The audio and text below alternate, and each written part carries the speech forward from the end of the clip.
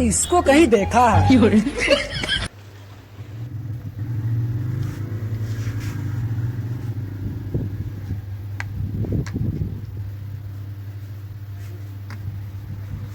মেচবিলাক কিয় এনেকৈ ভাগ ভাগ কৰি থৈছে আপুনি?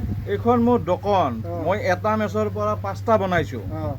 তাৰমানে কি হয়, যিবিলাক এই বিড়ি চিগাৰেট খাই নিজৰ বুলি লৈ যায়, চুৰ নকৰে, গতিকে ইয়াৰ পৰা এটা লৈ গ'লে মোৰ কলিজা ফাটি নাযায়।